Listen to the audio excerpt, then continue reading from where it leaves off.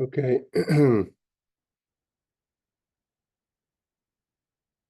We're learning tonight the Mamaer Ki Teitzei Beis, Ki Teitzei L'Machama Alevecha, in honor actually of my great uncle Reb Moshe and my aunt Patsy Weiss. They didn't have an aliyah. So this week the Mamaer, it's a long Mamaer. We're not going to do the whole thing, but we'll try to get through part of it. The Rebbe says like this: Ki Teitzei L'Machama Alevecha. If Isa B'Zohar, that Shas Sloisa Shas Krava, time of davening is a time of battle. And this is the verse that says, that this is a battle with Amalek, the forces of evil, every generation. It means every generation we face this battle. It's not like it's a battle that comes around once in a while. It's a battle that happens continuously. The Alter Rebbe says, every generation, every day. A person has to have this inner struggle with themselves, which is, what is the struggle? So the Alter Rebbe explains, there's two sides. Every time there's something, whenever there's an energy in positive, there's also an energy in negative, and vice versa. There's nefesh, the kedusha, there's the holy soul, which is what is the functionality of the holy soul in the person is ma'aseh, dibur, machshava, our actions, speech, and thought, midos v'seichel, also our emotions and our intellect, diktusha, all holiness. So he breaks it into 5 categories of action, speech, thought, which are the levushim, the garments, and then the inner garments, which are our midos, our character traits, and our intellect, and all functioning in a holy way, to think holy attributes, holy emotions, holy. You're utilizing your intellect for holy thoughts. And of course, you're speaking and doing and thinking holy thoughts. We'll connect the nefesh achionis abahamis, and there's the other side, which is the animal soul, which and it also has the 5 categories of wants to do things that are connected to non-holy things, speak things that are not necessarily holy, think things that are not necessarily holy, and using your attributes, your midos, and your intellect for things that are not Torah. It doesn't have to be a horrible thing, but it could be something that's not connected at all to God and godliness. It's not connected at all in any way, consciously, in furthering the God and godliness. And there's always going to be this battle. Sometimes the good side wins, and sometimes the negative side wins. But the idea is that the negative side should never win. It's not like we want this to be an equal battle, but it's always going to be a battle. And the idea is that a person has to strengthen their holy side. And when is the time of the battle? When does the battle take place with the person? So this the most recognized time of this battle is that the Zohar says is the time when we daven. That's an opportune time for a person to tackle these issues. These issues that you're having with your animal soul, the time for to use your godly soul in the way of battle to fight this is the time of davening. In Isa b'Zohar, the Zohar says like this: Mi dekatu lechiva, whoever kills the snake of course represents the snake from the story of Adam and Eve, is Yavinin le'bar to the Malka, he will get the princess, he'll get the daughter of the daughter of the king. So by killing the snake, which is the negative forces, you're gifted. This is the point of the Maimer. Chiva, what is the chiva? What is the snake? Is hu nachashad kadmoni. That's the initial snake. That's the original snake that is in the story with the tree of knowledge, good and bad, which is bechinas Amalek. That is all the same thing. It's the forces of Amalek. And the forces of Amalek are fundamentally against anything that has to do with the forces of, like we learned last week's parasha, the parsha we read this past Shabbos, that the Amalek is a Muhammad Dor. It's a constant battle, and they go and they fight the Jewish people. And if you kill the snake, Shinitzacha means you're victorious in the Mechama. You get gifted from above, which means to say is there's things that are above your reach.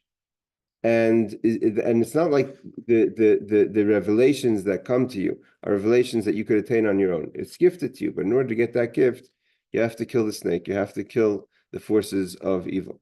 You get the daughter of the king. The Indian ideas like this. There's two levels of this battle.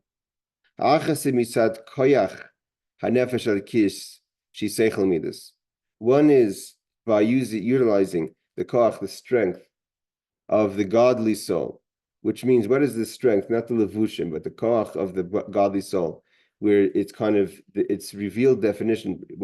A person, most people have an equal up. Not everyone could have the mobility of each other. Not everyone has the ability to articulate, but the levushim of speech, thought, and action are things that are not don't define your character. It defines your functionality. But the seichel midas, your intellect, each person's intellect is different, and your emotions, that does define who you are. I mean, how smart are you, and how it means it doesn't make you a better or worse person. Just it's a definition. You're using your inner kochas, your inner strengths. So he says one battle is in the koach of the nefesh elikis, which is your seichel midas, your intellect and your emotions. What do you feel? What gets you excited? What are you utilizing your seichel for, your intellect for? V'yesh la koyach de kedusha, and in your own seichel midas, in your own intellect and emotions, you've been given the power of holiness, lizgabel and tzach hamachama, to be victorious. V'azeh amrim, and this therefore they say, because you have you've been given the tools, so to say.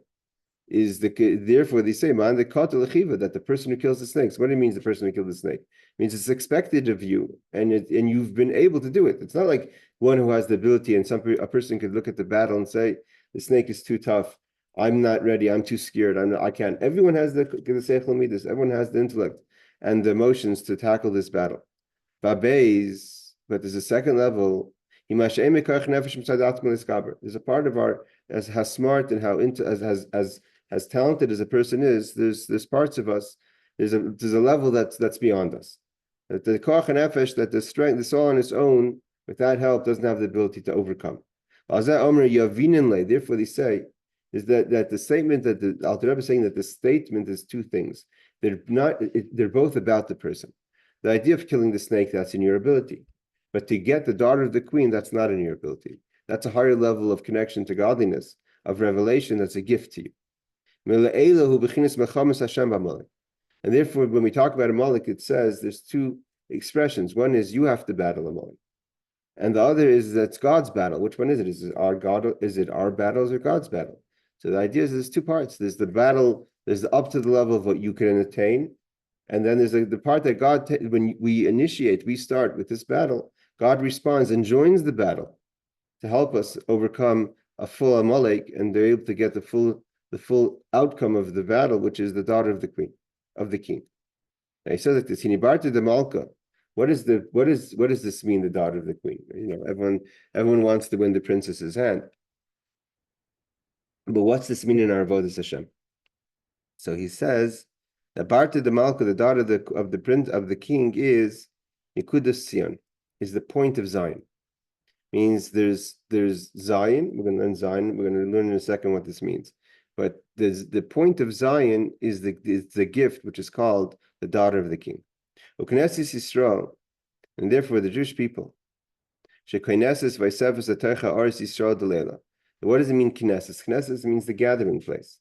So the Jewish people are called Knesses Yisrael because they are the gathering place to reveal the higher level of Yisrael. There's a level of the Jewish people that's beyond our consciousness, and the idea is to gather and make a receptacle to reveal that the subconscious level of our soul in a conscious level. And this, what does it mean, Nekudas Sion? Nekudas Sion means the point of the heart. It means we're gonna learn in a second, as far as we get, that there's the external of the heart, and there's the pnimis of the heart, the internal of the heart, and there's the way the heart gives off a manifestation of emotion, and there's at the end of the day, is what we're trying to figure out is how deep could we get to the feeling of godliness within ourselves, and how much could we feel, so that we have a heart that feels something.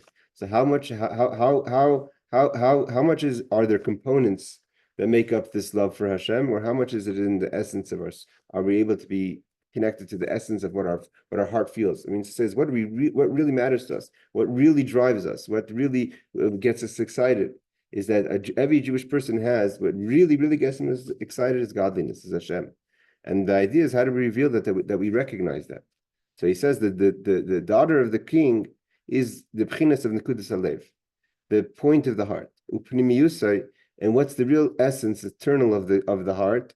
Hamisgal b'klos nishamas Yisrael, that's revealed in the soul of the Jewish people. B'chinas reusa de liba, and what is the feeling of when the essence of the heart is revealed? It's called reusa de liba, a yearning of the heart. Like it says, with all your heart. So sometimes we say with all your heart, meaning it's a plural word. It's a say b'chol halev, with all of the heart. Why does it say b'chol levavcha, with all your plural heart? So sometimes we say it means both the Yetzer Tov and Yetzer Hara. In here it explains it that there's the external of the heart and the internal of the heart. The external of the heart has a bit of an agenda. It's not pure, but the internal of the heart is what's pure. It means that's why when a person is tested with Mesiras Nefesh, am I going to, my Judaism, my connection to Hashem can't be negotiated anymore. It's a question right there. Someone says either serve an idol or serve God. Either I'm going to kill you or you're going to serve God. That's called Mesiras Nefesh. At that point, everything else doesn't matter. And therefore, what's revealed in Nekudas Pnim Salev, the essence of the heart. The idea is not to die for God. The idea is to live for God. So how do we reveal that while we're alive? So even though that's b'chol nafshecha, it's the next level in the Shema, but that's a revelation of b'chol levavcha, that in there, that there's the Pnim Salev, there's the essence of the heart. What do I really want? So he explains what the are. The external of the heart, that's a feeling that's below your understanding. Meaning to say is that it's given birth of understanding. It means your mind sees things in life and analyzes what's important to it and responds to that information. So therefore it's called lamata min das. It's beyond, it's beneath das. It means that your mind creates what matters to you.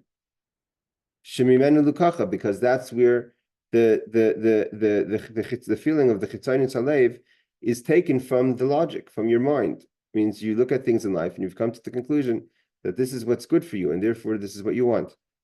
This is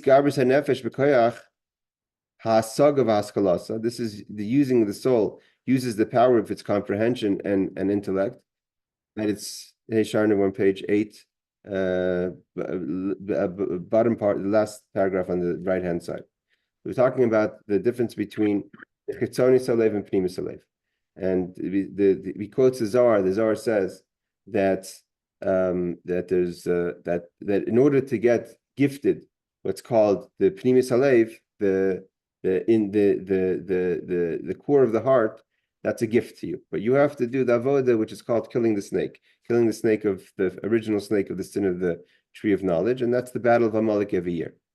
So we're describing now what is first the external of the heart to understand what the Pnimis Halev is. So the Chitzanis Halev again is the Lamata das.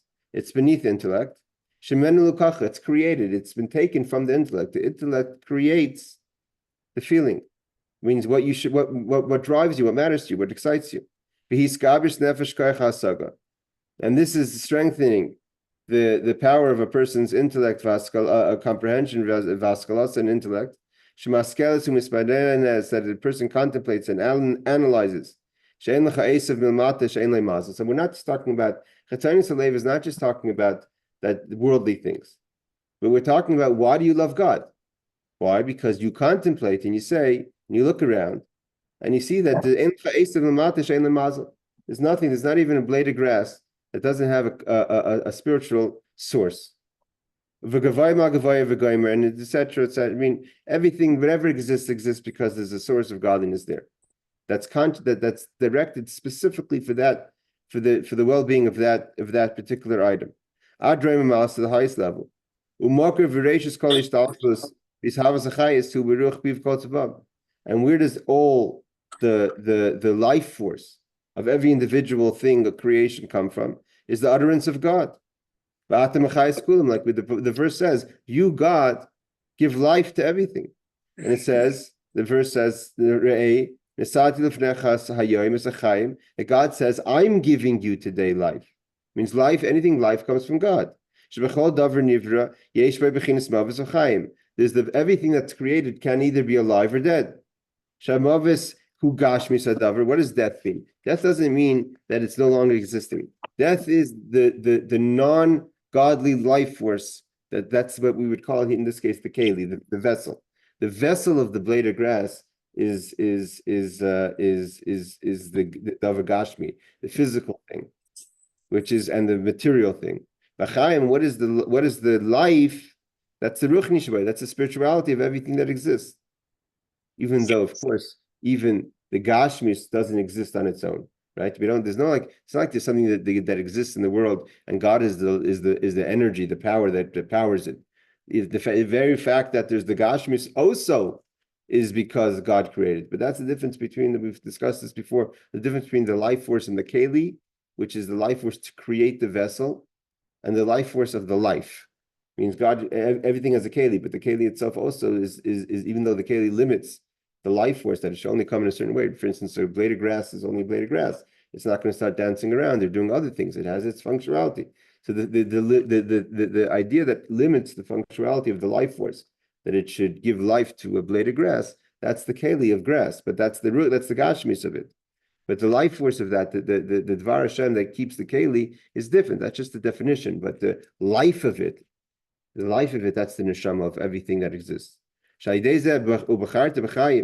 therefore, Hashem says, choose the life. Don't look at the keli. Don't look at the vessel. Look at the godliness that keeps this alive. Why and what happens when a person contemplates that and makes that choice? Is love as Hashem lekecha. He takes that to lekecha to love Hashem your Lord. Because He's your life force. You really, when you look at everything around the world, you realize that the thing that's alive in everything is godliness. So if I'm alive, it's because godliness is functioning and alive within me. So of course I love God. He's the life of all life. Baruch Hu, blessed be He. And the source and the beginning of everything. There's no beginning before God. God didn't conquer the world. When God wants us to conquer the world, He wants us to bring consciousness of what exists. Anything that doesn't want to recognize godliness, that's death. Because then what you're saying is there's no real life in the world. And if there's no life in the world, then it doesn't exist, that's death. And that's why it says in the davening that roimim eskel begroinam, that you elevate through your voice, and you have the sword, lasas nakam bagoim, to do a vengeance against the nations. What's this mean? That goyim doesn't mean the nations of the world, someone else. Goyim means the goyishkeit within you. What's the goyishkeit within you? Something that's not godly. He explains, goyim himaisiv v'niburim machshaves, is the actions, speech, and thoughts asher lo l'Hashem heim, they're not for God. Again, it doesn't mean that you're thinking about serving idols, and it doesn't mean that you're thinking about doing negative things. They're thoughts, speech, and action that have nothing to do, and they're no way furthering anything that's godly. And where does the life force of this come from? That's a malik. That's a malik. A malik says is that what's this idea that you have to be a person that what drives you and functions you, and what you looking to do constantly in your life is to further a godliness in this, the godliness in the world. So God exists. Why does it have to obsess you like that? Why does it have to take over every part of your life? And therefore, it's lasas nakama. We're doing vengeance against that idea. So he says, "V'heim nimshachim b'chinas amalek." And amalek is the idea, is the voice that says that the person doesn't have to be aware of the godliness that's in everything. B'hanakama, what does it mean to take vengeance? So vengeance is shubitulim v'shvirasa, is to nullify this idea and to break it. How do you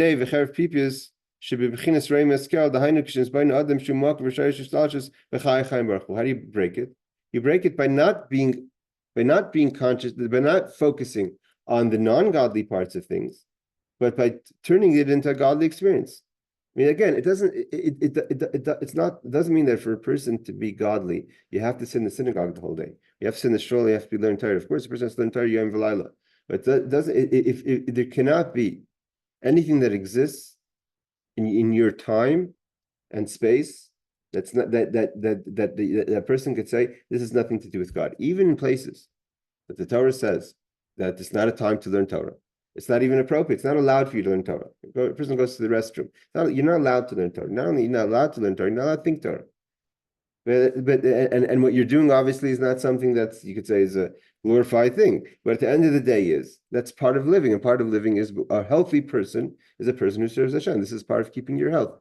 It penetrates. It's not about what you're doing as much as why you're doing it, and what is your drive, and what are you trying to accomplish with your existence here in this world, with your time here in this world. That's why the Alter Rebbe says that when it says in the pasuk that a person's been giving 70, 80 years, it's not 70, 80 years to have a good time or to make a name for yourself. It's what Hashem allocated for you. What Hashem thinks you need, the time you need to do your part in revealing godliness in the world. And that takes up all your time and day.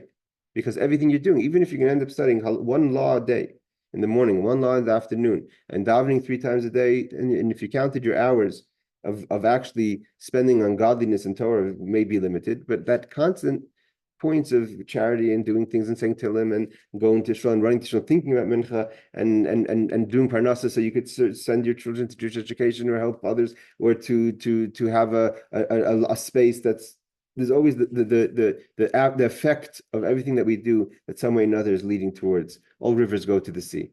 So eventually something is about, some way or another is going to trickle into something that's connected directly to furthering the interest of godliness in this world. That's why Yaakov Avinu says that he fought Shechem v'charbi b'kashti with my sword and my bow and arrow. With Targum Unkelos, and Unkelos says with my prayer. Why? Because davening is the time of battle, and therefore we have, like we've learned in different Mamamr, there's different weapons. There's the weapon of hand-to-hand combat, which is the sword. There's fighting the outside forces to eliminate the negative that could come into your space. That's like a bow and arrow, which is like a missile, right? From fighting from a distance. When a person davens and talks about the greatness of God, this creates the weapons. The weapons that you have are created through davening. The sword and the bow and arrow are weapons that are created during davening. That's why there's the famous Mamamr of the Rebbe Marash about the question in the Mishnah on Shabbos, if a person is allowed to walk with weapons on Shabbos. Those days, even today, in army uniform, right? There's a lot of people have guns, not just for the protection, but they're also part of your uniform. Is when King Charles goes out he's not about to take out a sword and fight someone, but part of his uniform is to have a sword and to have a knife and to have a gun. So too. There's so what does it mean? What's the question? The question is that you're not allowed to carry on Shabbos. So if you don't need the weapons, you're not allowed to wear them. So there's an opinion that says no, that you're allowed to, because it's not just a weapon. It's a decoration. It's a clothing. It's a statement. And Chassidus says, what does it mean? It's a levush. It's a garment. It's a statement of pride. When you come to Shabbos and say, look, these are the weapons I use to fight during the week. This is my davening, and this is my sword in davening. This is my bow and arrow in davening. So you're showing that this is, how did I come to Shabbos? The only way I'm able to walk into Shul Shabbos is because of the weapons that I had, that I've acquired over the week, the spiritual weapons. It becomes a sword to battle the bad within yourself. Now he says, this is all as high as this all seems, this is all attainable, and this is all expected of us to do. It means the avoda of hisboninus, of contemplation, using our mind to recognize this and create the swords. This is not a gift. The sword and the bow and arrow are things you have to create. This is tlachitzonis alev.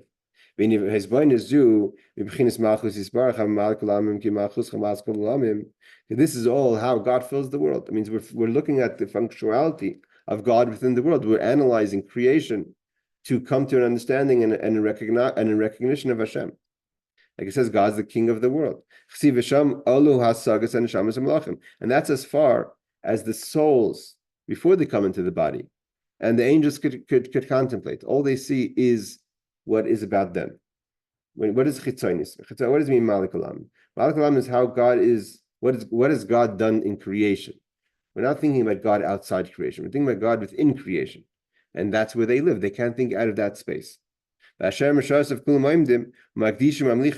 constantly standing there and in a holy way crowning God as king. This means they recognize how God as being king of the world. And that's only a name. It's a title. It means they're looking at the job of God as opposed to who is God. Because Hashem himself is way beyond that. But there is as far as a person's contemplated soul goes, is as up to the level of God as being king.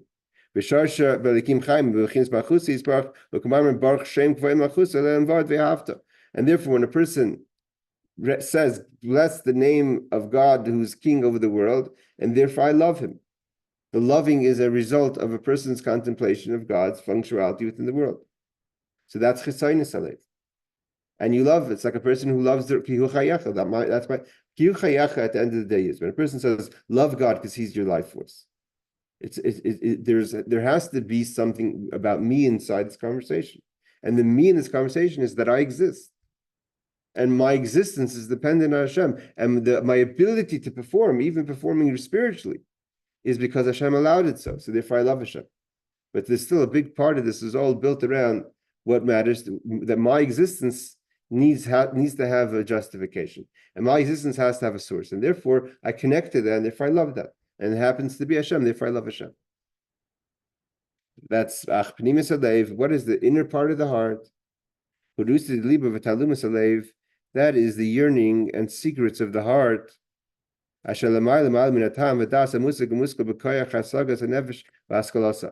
way beyond the reason and in the contemplation and the power of our understanding of the soul to analyze and come to the conclusion that they have to love God. Meaning to say it's not a love that's created by logic. It's who we are. It's not how we are, but who we are. The first part is about why do I love Hashem? It's created by my logic. My logic explains Kihu Chayecha, and therefore I love God because He's my life force. He's the life force of all existence, and therefore I'm committed to God and I love Hashem. But over here, but that's all Chitzaynis Alev. But the Pnimis Alev is beyond any reason. It's not because there's no reason. It's who you are. That's why it says, it's the part of God in the soul. That's the essence, the yachid, who you are. And therefore, because this is who I am, I'm a part of God. It's the essence of my being. Therefore, it's not because God gives me something or my existence. That's who I am. That's who I am. It's not. There's no negotiating here, and therefore I throw myself to give myself over to the Creator. Mamish, and therefore he says to throw my soul to the source of my Father. Mamish, in a way, page 9, bitul. It's all about self-nullification. So the fundamental difference between Pnimis Alev and Chitzaynis Alev is about me, which is called Yesh Mishayev, someone who loves. What do you mean someone who loves? I'm someone and I love God because I need the very high reasons, lofty reasons. And it's all about Hashem, but I'm someone who loves God. Over here it's all about the bittul. When you recognize that beyond creation, beyond why, is that who am I? I'm a portion of God. So therefore, of course, it's not about me. I don't want to exist as a being. And that is that's the way Hashem is beyond the world. Means the first one is how Hashem functions, and therefore we're connected and committed to recognizing His function and how everything exists in the world from Hashem. And the Soviv is the concept of beyond the world. It's not about the world. It's about God is. Because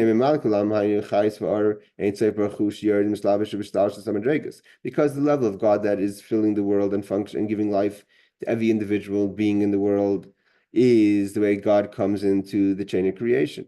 And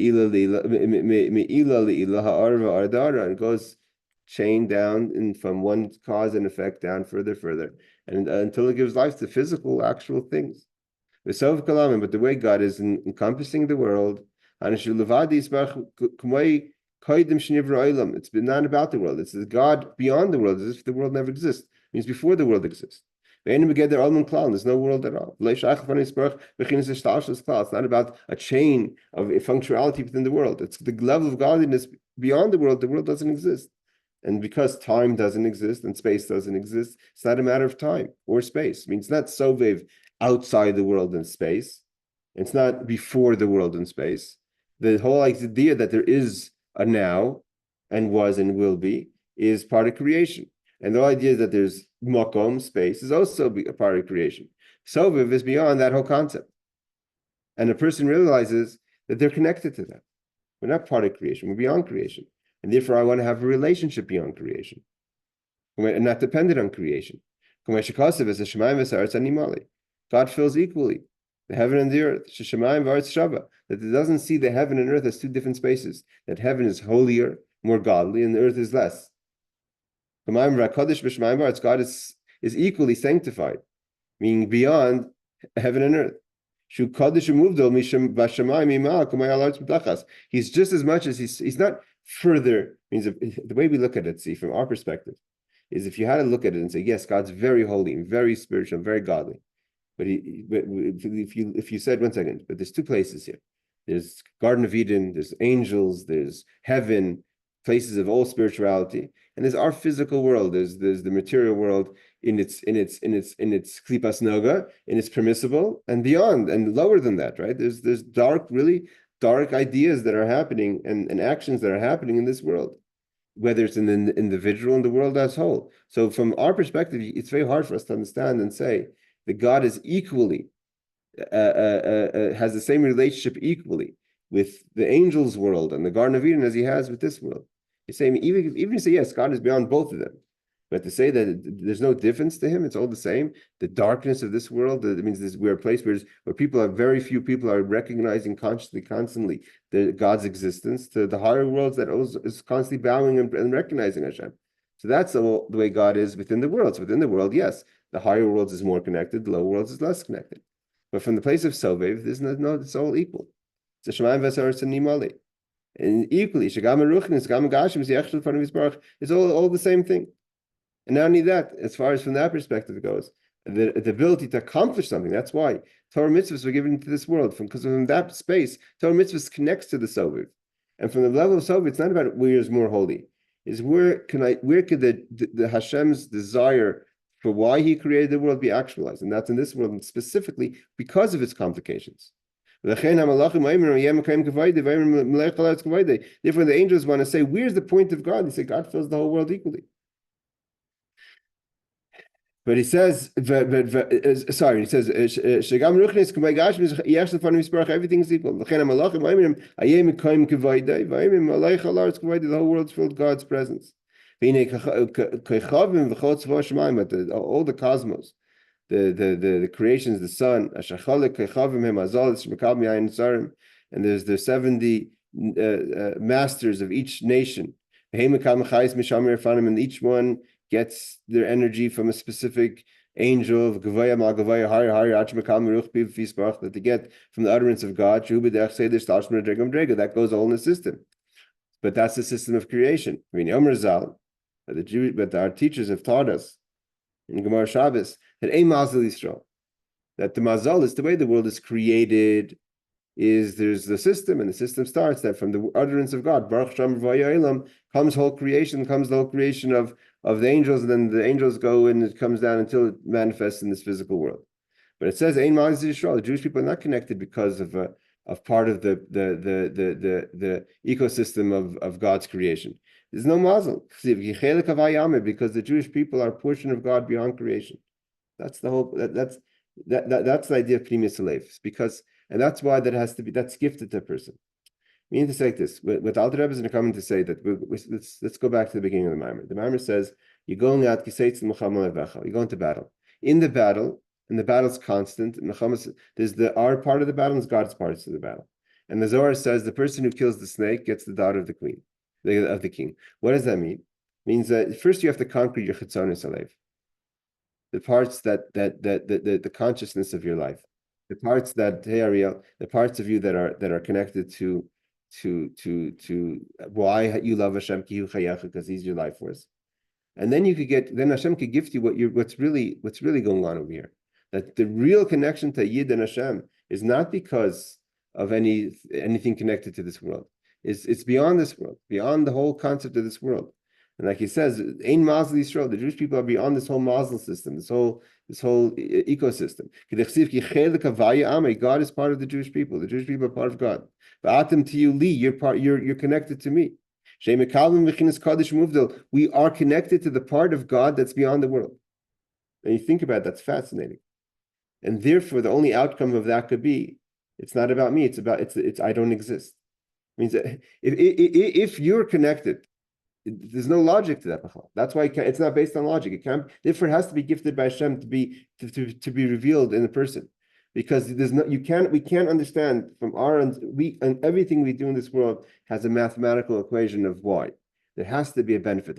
Something has to make sense. There has to be a system that works. And here we're saying is there's nothing to do with the creation, nothing to do. It's beyond any system. You're connected to the part of Hashem that's beyond the world. That from that perspective, there's no world, but nevertheless, you're connected to that. So what could that bring? What emotion what response could you have when that's revealed within you? Revealed within you. That's the pneumius halev. Is all of a sudden it's brittle. I mean, there's nothing. It's not about me b'chlal. Because my whole being, how I see myself, is in this world, but I'm connected to God beyond this world. So he says, therefore, we're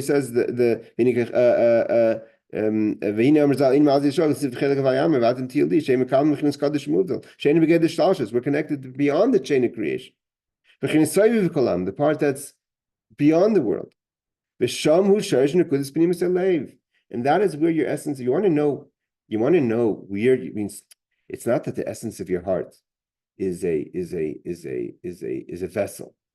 And the question is that God's going to pour something into that vessel that is so deep that it penetrates so deep, it penetrates the essence of your heart. What is your essence of your heart? Is that connection. That's you're saying. That is, and that means that you want to know what's essentially in you is that relationship you have with Hashem. That's beyond creation. That a person, and how does it express itself? When it's revealed within you, that your love for Hashem has nothing to do with reason, because any reason is connected to this world. Therefore, it's a natural yearning of the heart, not because of anything. No matter what you have in heaven, is li b'shamayim v'imcha, and what's with me, lech fatz, the other one. I'm not looking for any manifestation. That I'm looking to see. I don't want to climb a ladder within this world to get to a higher place.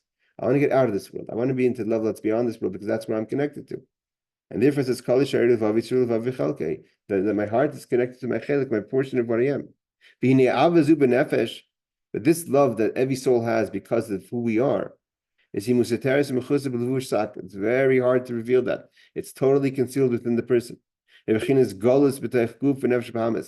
exiled within the body and the animal soul, but the animal soul has needs and has wants, and it's very hard for a person to get beyond that.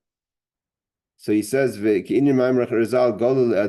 we go to the things about Edom, God is with us, because the source of God is with us, no matter what journey we're on and what's happening in our life. The Shekhinah is not God as a part of God that's outside of us. It's the part of God that's within us. It's exiled and subjugated. What is it subjugated to? That when instead of saying, how do I, a person wake up and say, well, I'm so fascinated by my essential connection to God, and how could I actualize that in my life? You wake up and you have dagas hapanasa. You have worries of how am I going to provide today for my family? And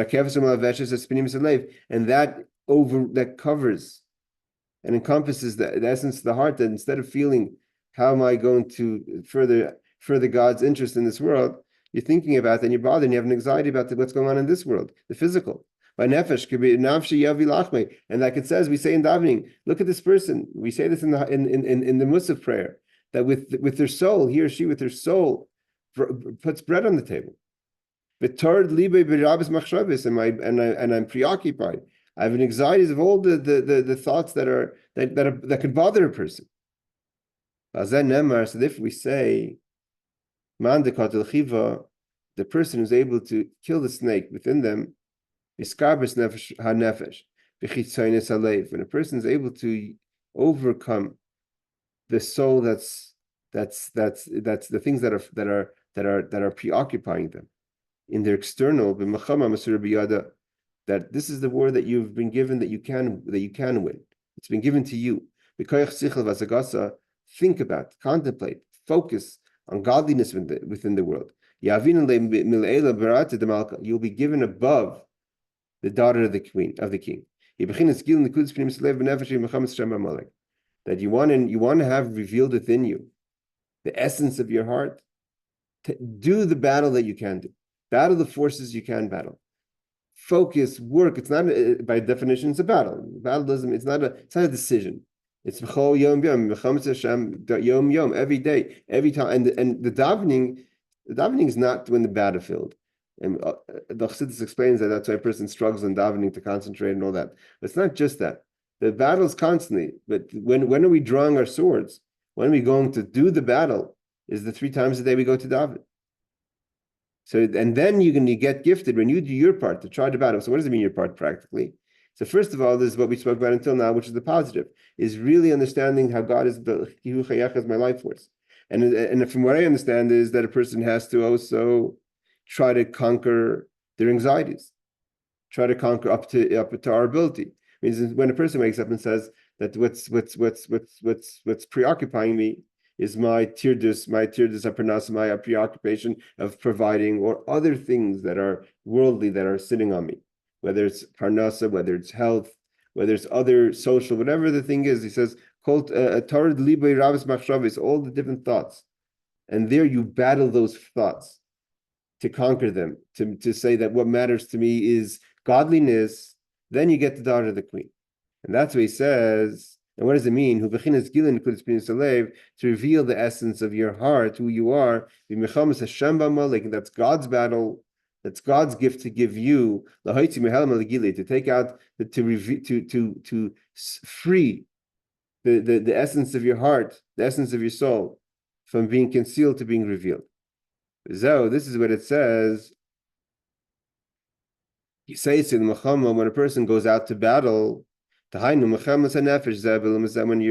your soul goes out to battle the animal within you, you have to know that you're going to be above your enemy. You have to know that if you're going out to the battle, so God's going to once you go out to the battle, God's going to join the battle. And then you're going to have the power to be above your enemy, in full force. And you're fighting with the powers of Soviv Kalamim, that's beyond the world. Above your enemy, because in that part, the enemy has no touch, can't touch you there. And then you could take back the captives. What does that mean? You could transform the negative to positive by taking off the soiled clothing, the soiled garments. What are the soiled garments? So we say the garments of a person's machshava dibur ma'aseh, my action, speech, and thoughts that have been soiled in worldly things.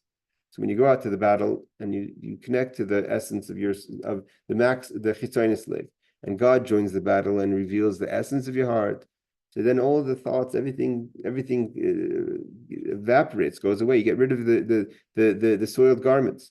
When you're able to reveal the encompassing energy within you, the essence of your heart, then you're above your enemy. But in order to do that, you have to be you have to go out to battle. Hashem's not going to. Hashem is going to join the battle.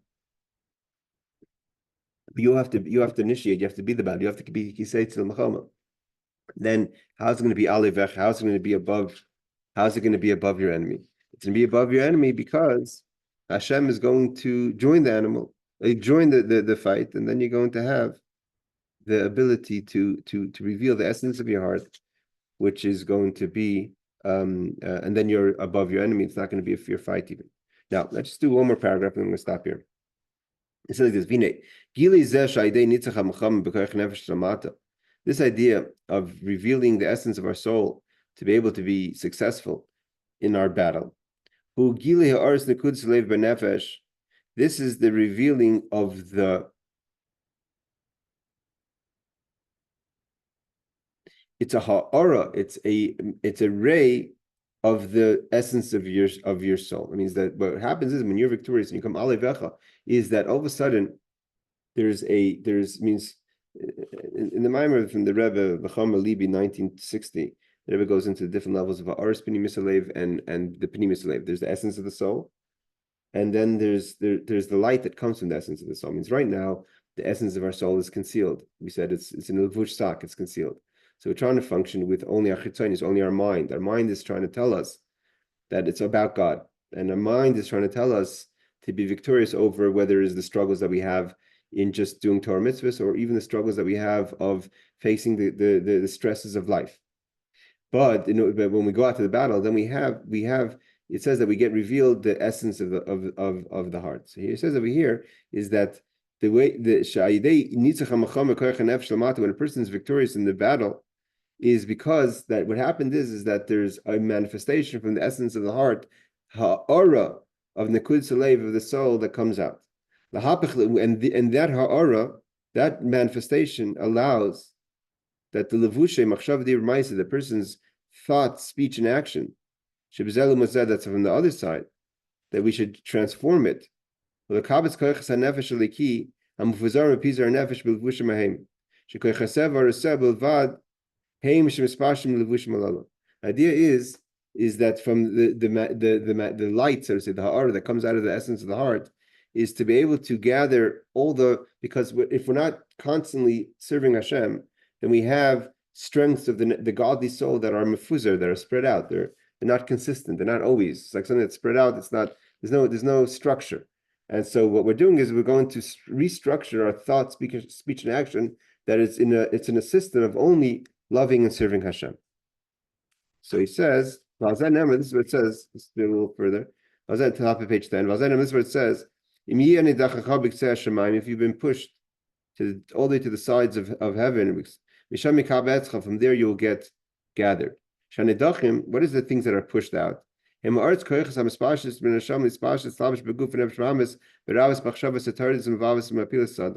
all these thoughts that go out with the person, that bring a person down. And these are not, again, we're not saying bad thoughts. We're just saying these are thoughts that are pashut, that are preoccupying a person. It's very hard to undress yourself from these anxieties and stresses of life. But that means that these are things that are pushed out, that they get lost. As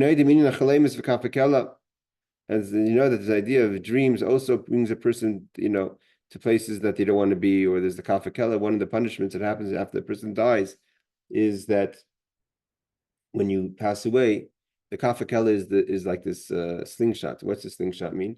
That when a person, just like a slingshot slings things back and forth, so too, what happens is that right now, we only see things from the perspective of life. It's very hard for us to undress ourselves from the anxieties. If a person's struggling with health issues, I mean, how can you tell a person who's struggling with health issues that it's not a real struggle? Of course it's a real struggle. My life depends on it. And it is a real struggle. And Torah says you have to be healthy, and you have to make sure you're being healthy. But that the anxiety of and why you want to be healthy and all the parts, or if a person has parnasa issues, we can tell a person, you don't have parnasa. What do you mean I don't have parnasa issues? I have to pay my bills. My kids need to eat. So you can't. It's very hard to. But the question is how deep does that penetrate your existence of why you are who you are? And what happens is after the person passes away, they take you in and out of that reality. It means you're all of a sudden in heaven and you see things from a much higher perspective, a much godly perspective, and all of a sudden you look like it's a kind of like, wow, this is what really was bothering me in life. I mean, this is what mattered to me in life. And then they take you into that, and you get all full of anxiety, and then they take you out of it, and you realize it's kind of a cleansing process. To cleanse you of the thoughts and anxieties of life is by taking you in and out of that reality. It's called the kafakela. But then these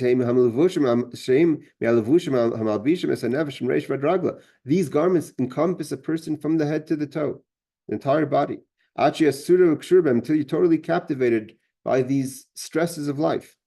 And so how do you gather that in? How do you gather in all the parts of your soul that are getting taken into worldly things and are not penetrated by a godly agenda? So he says, and how do we gather it in? By revealing a ha'ara.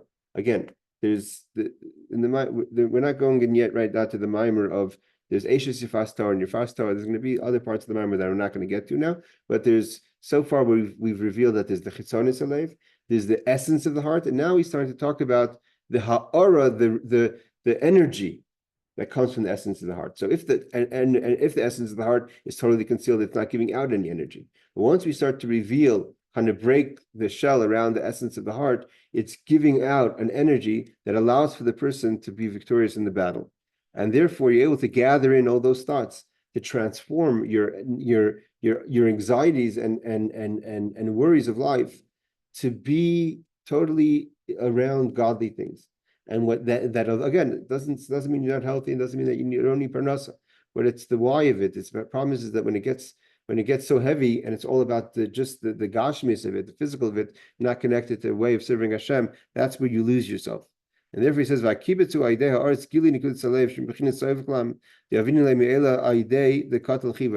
you do your battle of trying to fight it, God gifts you with the ability to conquer these issues, these stresses and anxieties of life. Now he goes into the third level.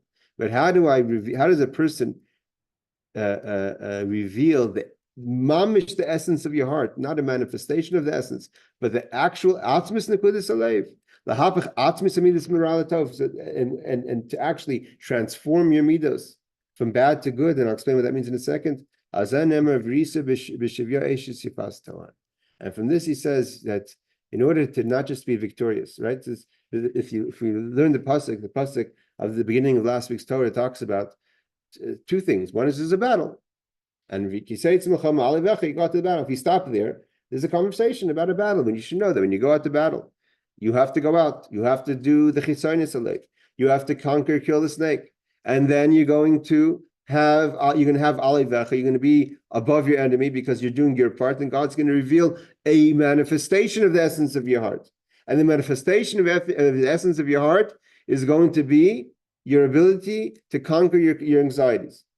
But conquering your anxieties is not to transform the problem; it's to overcome them. It means they're there, but you're going to be stronger than them. You're going to be alevech above your enemy. But if a person wants to reveal the essence of their heart, what does it mean to reveal the essence of your heart? That you totally transform your midos and your seichel. It's not that you're conquering your anxieties, but you no longer have them. They're not part of who you are. So then that's when you look out and you see there's a Yifas Torah. There's a beautiful woman out there that's representing the beautiful part of the soul. You don't want to just have the power to conquer the parts that are beyond you. You want to be able to transform it, that they're not even an enemy anymore. That's the next stage of the revealing of the essence of the heart. And everyone's welcome to learn that further, continue on the Mamamr on their own. The idea of the Eishes Yifas Torah and the Yifas Torah is the wife of the Yifas Torah, and there's the Yifas Torah herself. Okay, everyone, Laila Tov and Shavua Tov. Take care. Thank you for joining.